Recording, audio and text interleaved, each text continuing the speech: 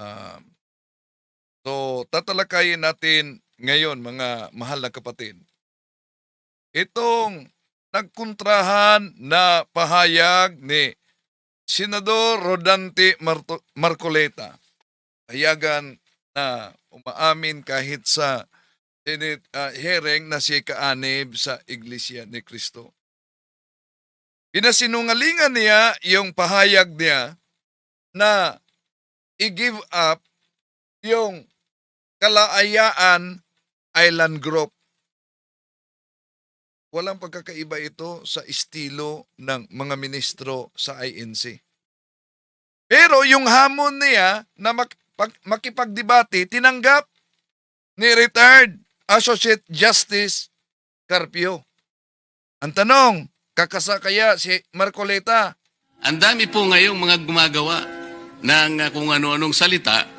Sumama na nga po yung napakaraming tao na sinasabi ko ro, i-give up natin ang KIG. Mr. President, kahit kailan hindi ko sinabi yun.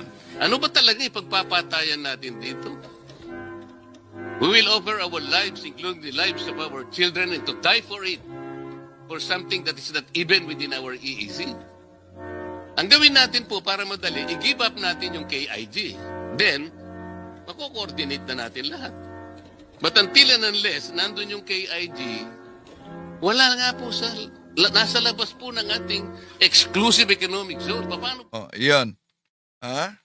I-give up. Pagkatapos sinabi niyang walang pagkakaiba talaga sa estilo ng mga ministro ni Felix Manalo kung saan binanatan ang pananampalatayang Katoliko na ang pagluhod ay katumbas sa pagsamba.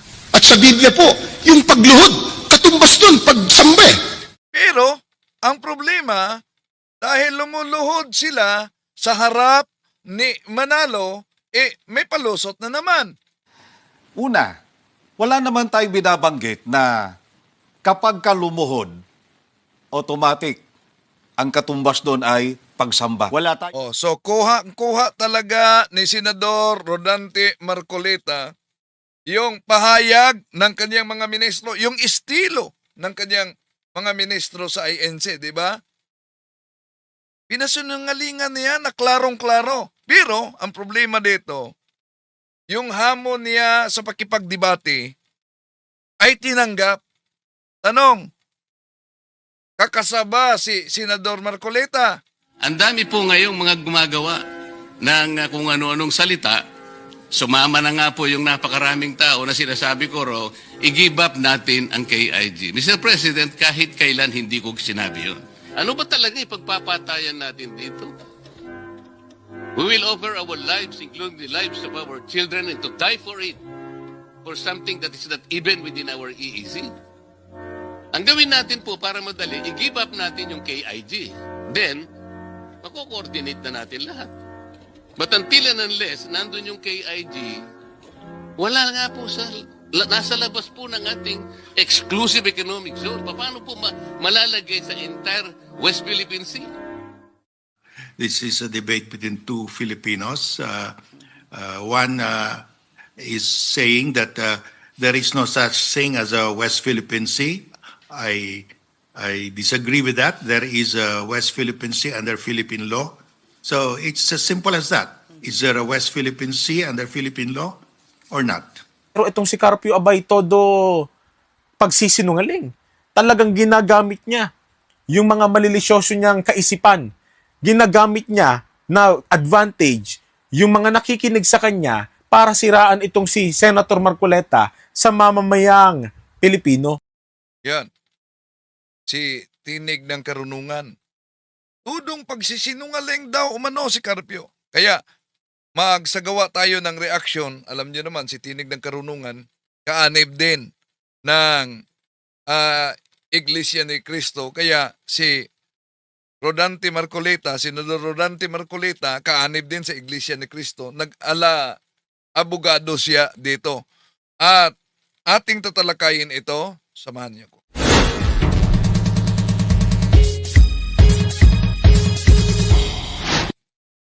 Kumusta? Welcome. ito yung lingkod, Brad Windel Talibong, muling makasama ninyo at inaniyahan natin ang ating mga suking taga-subaybay.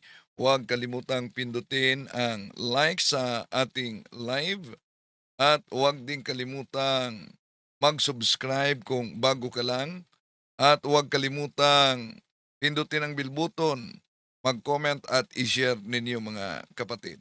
At muli kung saan man kayo nakabase ngayon na nanood sa ating live streaming, inaniyahan natin na i-comment ninyo kung saan kayo nakabase para alam natin kung saan nakaabot ang videong ito, ang pagtalakay natin sa mga isyong may kaugnayan sa pananampalataya at may kaugnayan sa isyu sa ating bayan. Lalo na sa mga OFWs sa iba't ibang bahagi sa ah, bansa, no, sa ating mundo. Kumusta? Welcome. At sa pagkakataong ito, mga kapatid, mag-react po tayo, no, sa pahayag nitong si Tinig ng Karunungan na nag-abogado kay Senador Rodante Marcoleta. At sabi niya, todo daw kasinungalingan para siraan ni Retired Associate Justice Carpio si Marcolita. Tandaan natin na may hamon si Senador Rodante Marcolita na isang debate. Diba? Ito'y kaugnay sa Kalayaan Island Group. Ang soberenya natin. Ngayon, ito na. Tinatanggap ni Retired Associate Justice Carpio ang hamon ni Marcolita.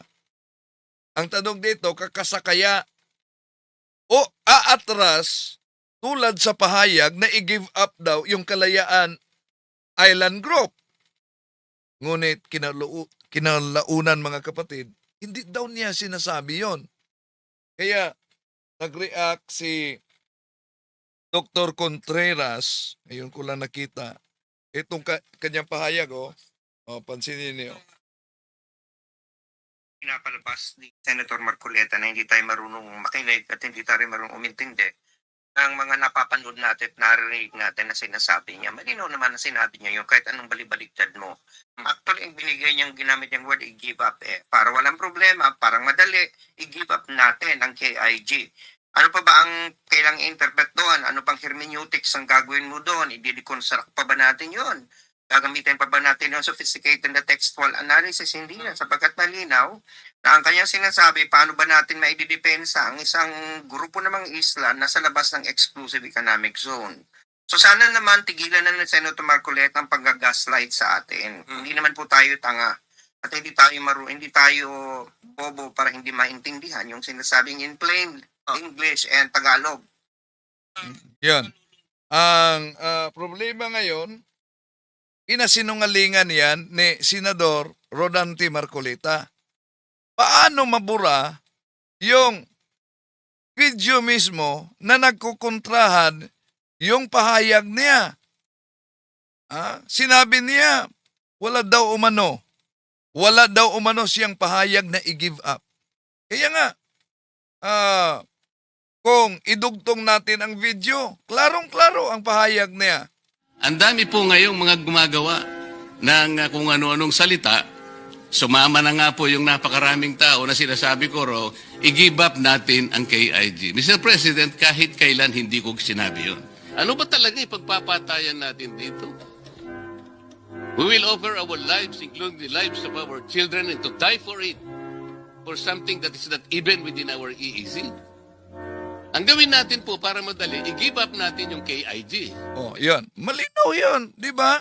English-Tagalog ang pahayag niya na ang gawin ay i-give up. Kaya mag-react tayo dahil mahaba ang video nitong si Tinig ng Karunungan na nauna natin ding sinagot dahil isa itong kaanib sa Iglesia ni Cristo, pareho sila ni Senador Rodante Marcoleta. Kaugnay sa pahayag niya na grabe daw umanong kasinungalingan nitong si retired Associate Justice Carpio. So mapansin ninyo, may bahagi sa video mga kapatid. Una, bago kay Tinig ng Karunungan, nagreklamo talaga si Senador Marcoleta. Marami na raw umanong nagsasabi kaugnay at nag-react kaugnay sa panawagan niyang o pahayag niyang pag-give up sa Kalayaan Island Group at iginiit niya na hindi daw niya yan sinasabi. Pero paano mabura yung video mismo na napakalinaw na galing sa bibig ni Senador Rodante Marcoleta, i-give up. Nagka-amnesia na ba si Senador Rodante Marcoleta sa naturang pahayag? Di ba niya alam na kahit sabihin niyang, hindi ko sinasabi, hindi pa mabura ang naturang video? So taliwas talaga yan sa lumalabas na video. Kung saan napakalinaw mga kapatid, narinig at nasaksihan ng karamihan ang sinabi niyang i-give up na yung Kalayaan Island Group. So dahil dito, nagkaroon ng kalituhan sa usapin ng kredibilidad. Di ba? Napakalinaw. Sapagkat ang kaniyang kasalukuyang pahayag ay hindi tugma sa nauna nitong sinasabi sa nakita nating video mga kapatid. So, kaugnay dito, pakinggan natin si Tinig ng Karunungan, mag-react tayo. Pero mahaba ang kanyang video. Bahagi lang muna bago tayo papasok sa punto por punto. Ito mga kapatid. Sandali Ito. Saan ba yun? Sandali muna. Natin yung bahagi lang muna sa kaniyang video bago tayo papasok sa punto por punto. Okay.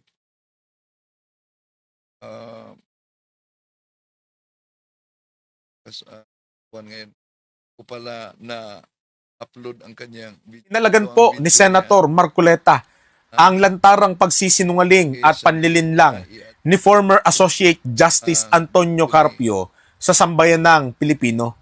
Abay, isipin ninyo mga kababayan sa mga naging pahayag ni Carpio sa mga interview po sa kanya.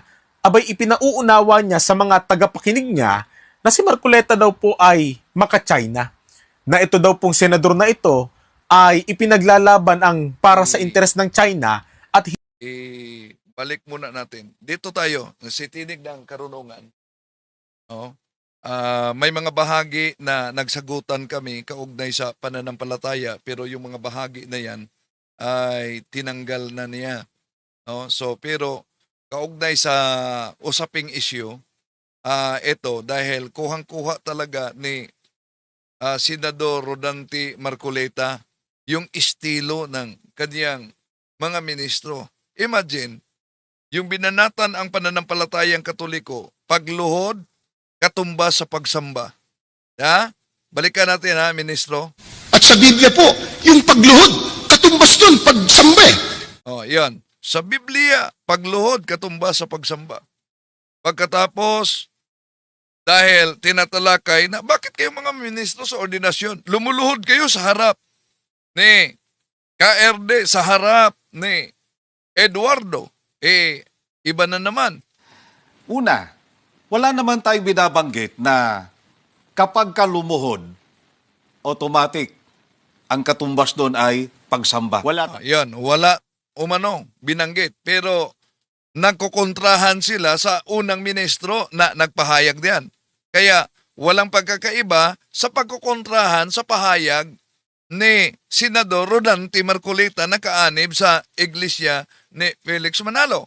Ang dami po ngayong mga gumagawa ng kung ano-anong salita.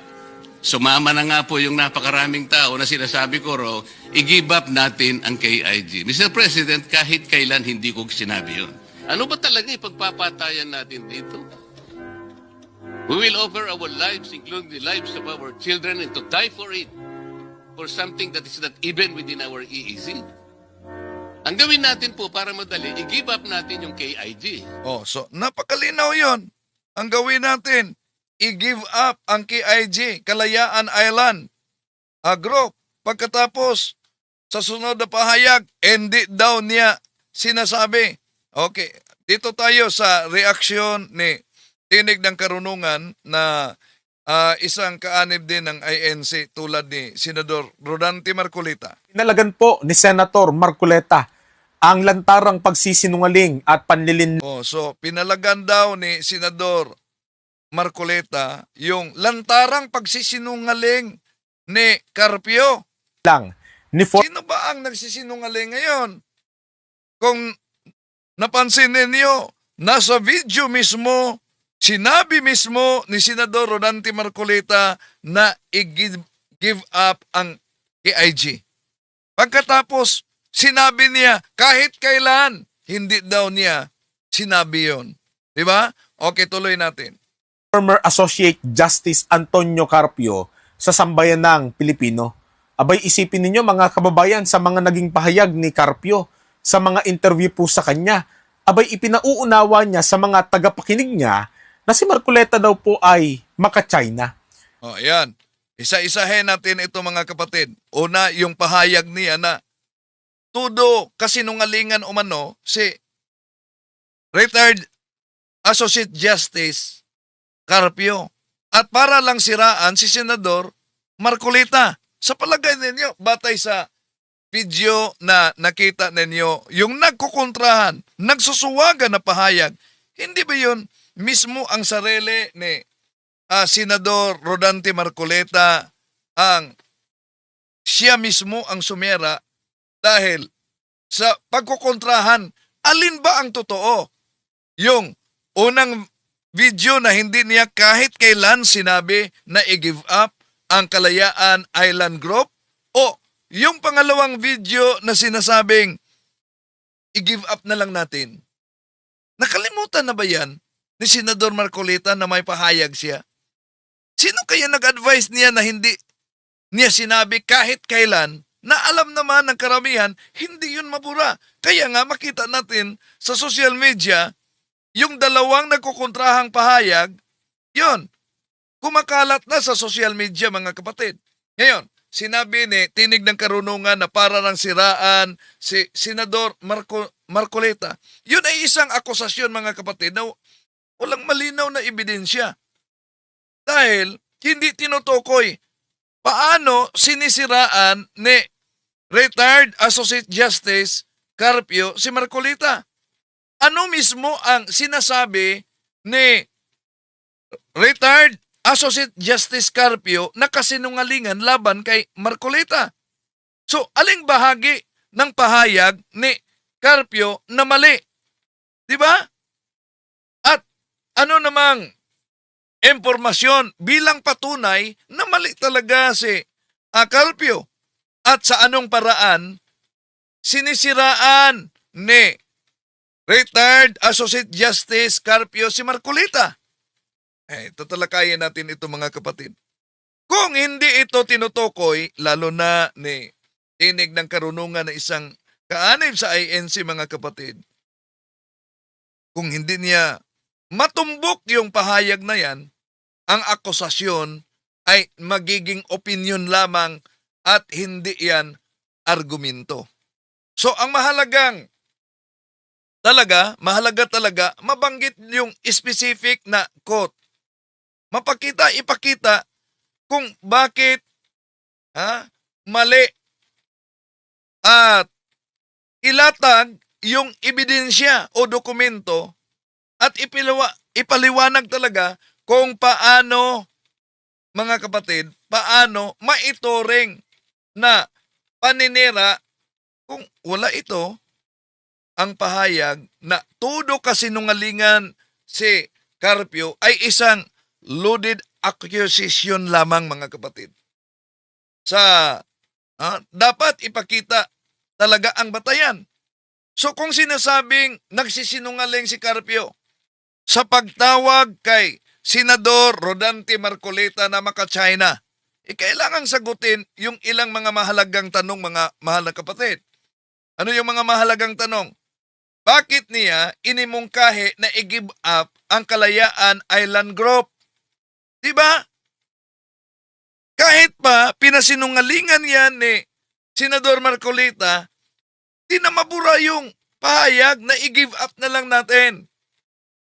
Ang Kalayaan Island Group, mga kapatid, ay bahagi yan sa inaangkin ng Pilipinas sa West Philippine Sea at sakop yan sa ating exclusive economic zone. Ngayon, tinanggap ang hamon niya na debate. Kayo, manood ba kayo? Kung matuloy ang debate ni retired Associate Justice Carpio versus Senador Rodante Marcoleta, abangan talaga natin yan. No? Abangan natin dahil kuhang-kuha ni Senador Rodante Marcoleta yung estilo ng mga ministro sa INC. Nakita niyo naman. No? May pahayag pagkatapos kinalaunan, abay, umatras sa naturang pahayag.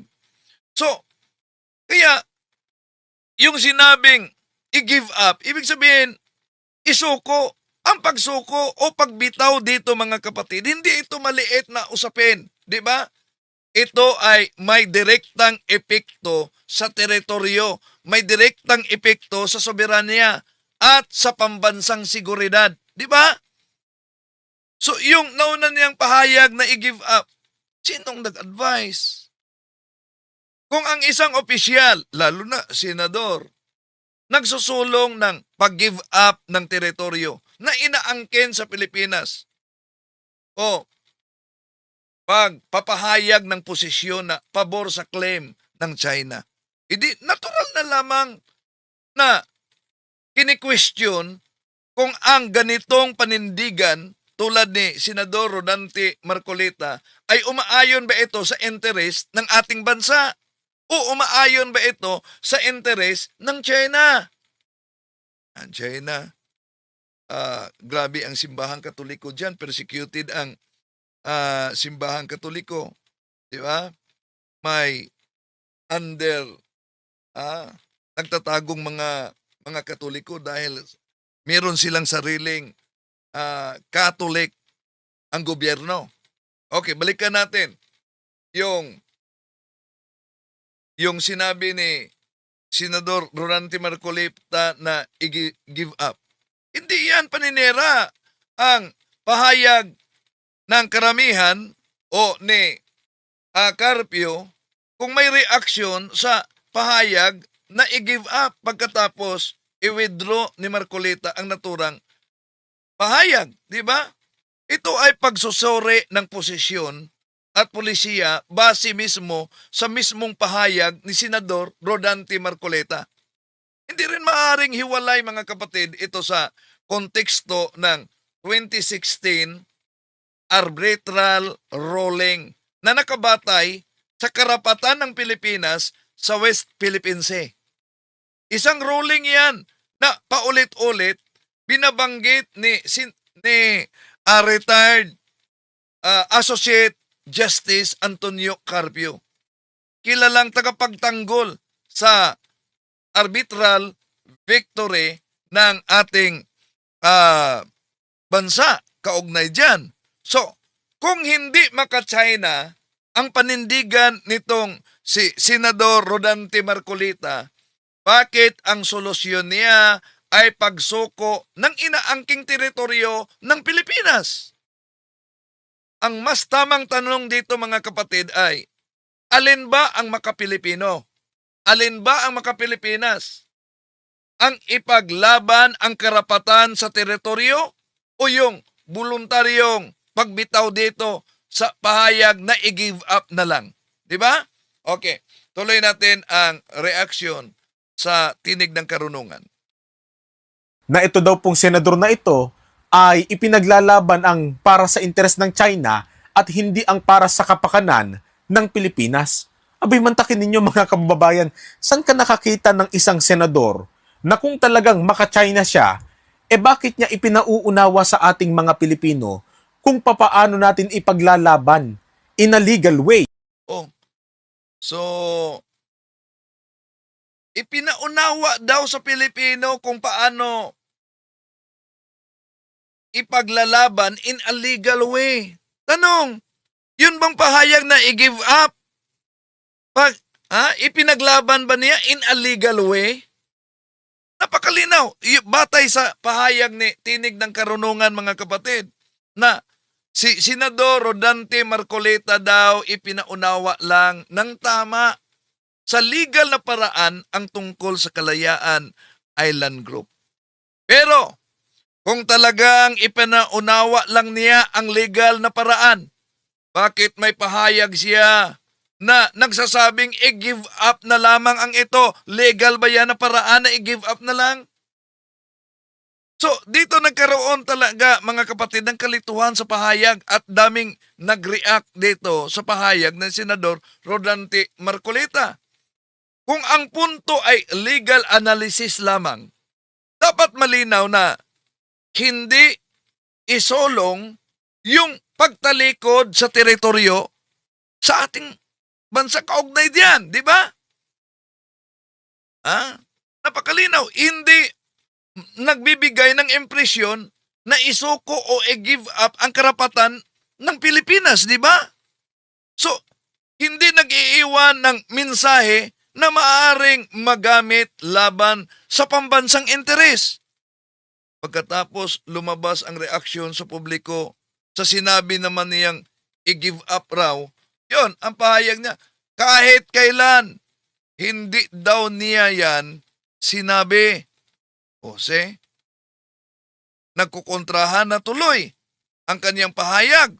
So, kung legal explanation lamang ang ginawa ni Senador Rodante Marcoleta, dapat consistent siya sa ano?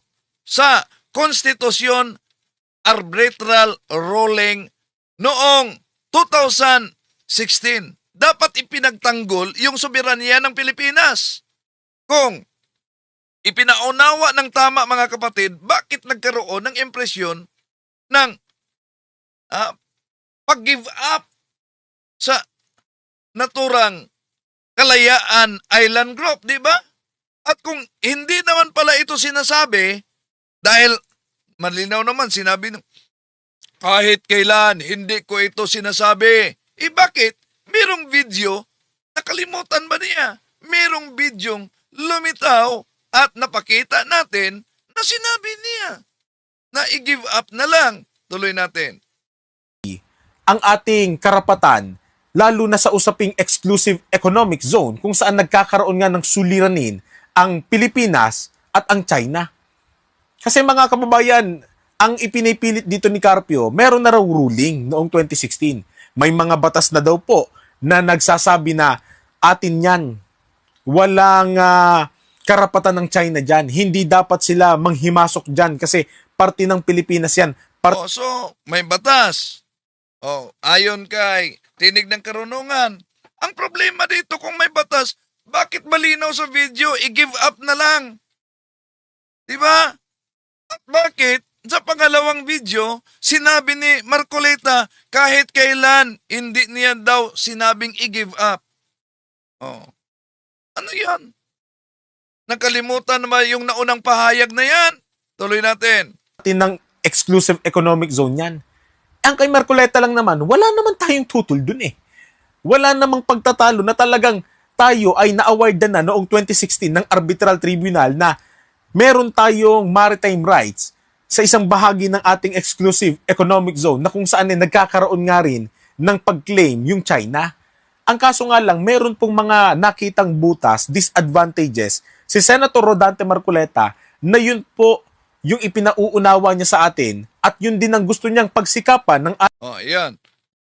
Walang tutol si Senador Rodante Marcoleta. Pero may nakita lang na butas. Okay.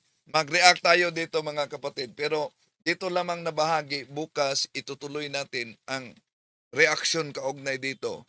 Kung walang tutol si Senador Rodante Marcoleta kaugnay sa Kalayaan Island Group na pag-aari ito sa Pilipinas at hindi sa China.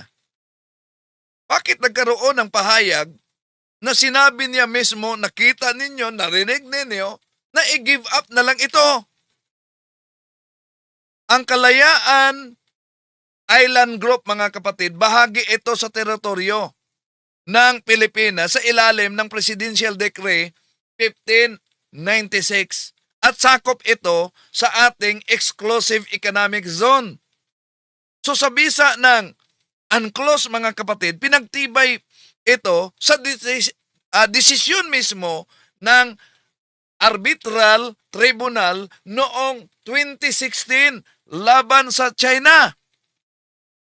So, balikan natin yung video na malinaw na nagpakita sa naturang pahayag. Diba? Na i-give up. So, hindi sapat sabihin, hindi ko sinabi yan. May ebidensya. Taliwas sa kanyang pahayag na hindi niya sinabi yan. Sa pampublikong pahayag, mga kapatid, mahalaga talaga ang consistency. At mahalaga talaga yung accountability. Accountability. Yan, sa susi pa lang, di ba? Kung maalala nyo, may kaso na si Senador Rodante Marcolita. Pero, tingnan natin anong resulta niyan. So, sa isang leader, dapat malinaw at hindi pa bago-bago yung tindig, lalo na sa usapin kaugnay sa soberanya, di ba? So, ang tanong ay, hindi lamang kung ano ang intensyon, kundi kung ano ang aktual na sinabi at kung paano ito tumutugma sa pambansang posisyon ng Pilipinas tungkol sa West Philippine Sea, di ba? Oh, yung pahayag na may butas umano na nakita si Senador Rodante Marcolita. So kung may butas, sapat na bang sabihin i-give up na lang? Kung totoong walang tutol si Senador Rodante Marcolita na nanalo ang Pilipinas sa arbitration, ngunit sinabing dapat i-give up ito. Oh, kontrahan yan sa sinabing walang tutol. Dahil may nakitang may butas daw. Natural lang itanong, ano mismo yung sinabing butas na nakita? Ang desisyong tinutukoy dito ay ang ruling ng Permanent Court of Arbitration noong 2016, mga kapatid. Sa kaso ng Pilipinas laban sa China sa ilalim ng United Nations Convention on the Law of the Sea. Yeah? Oh, nanalo tayo dahil noong Hulyo 12, 2016, idineklara talaga ng tribunal na walang legal na basis ang yung 9-dash line claim ng China. I am Catholic, I am the light, I am the gospel.